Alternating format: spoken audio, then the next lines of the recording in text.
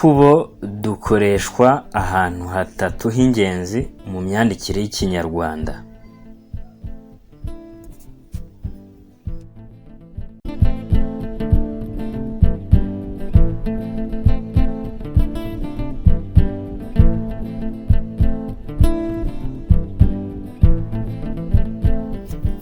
Ahantu hambere udukubo dukoreshwa mu myandikire y'Ikinyarwanda ni aha hakurikira. Udukubo dukikiza amagambo cyangwa ibimenyetso bifite icyo bisobanura mu nteruro.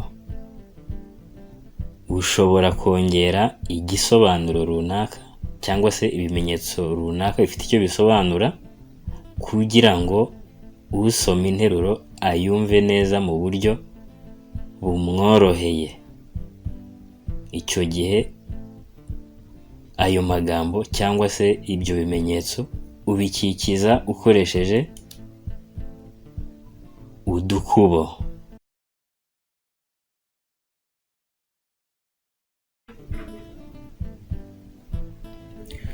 Niwe muyobozi mukuru w'ikigo cy'igihugu gishinzwe uburezi bw'ibanze REB. Murabona ko REB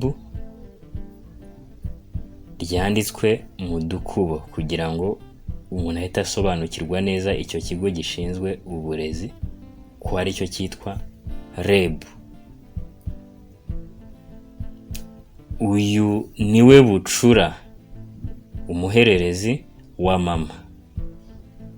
Kugira ngo utumva neza ijambo bucura ahita amenya ko ari umuhererezi dushatse kuvuga.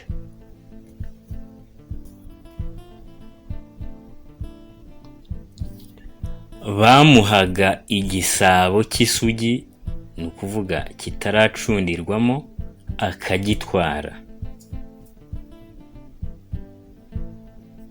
Mu nteruro a, b na c udukubo dukikije ibisobanuro byongewemo. Hano ni ukuvuga ko tutari kwandukura interuro a, b na c nanone, ahubwo twakoresheje ibimenyetso bizihagarariye.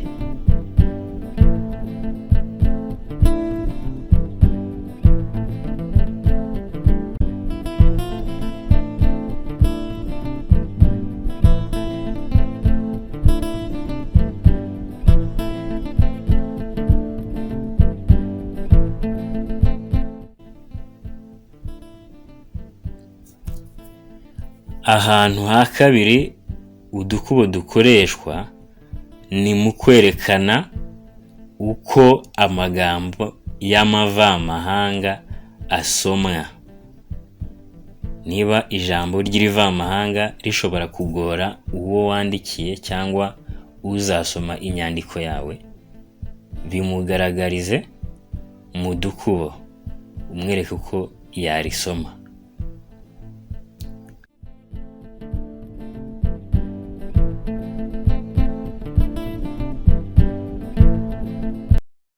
Dufite ingero: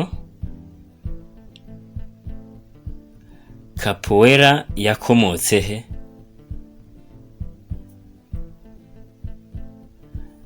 Khartoum ni umurwa mukuru w'ikihe gihugu?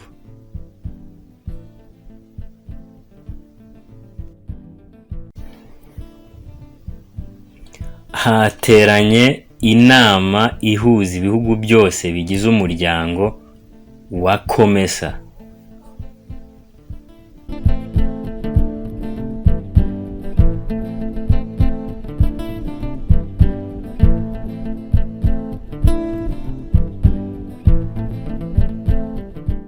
Ahantu ha gatatu dukoresha udukubo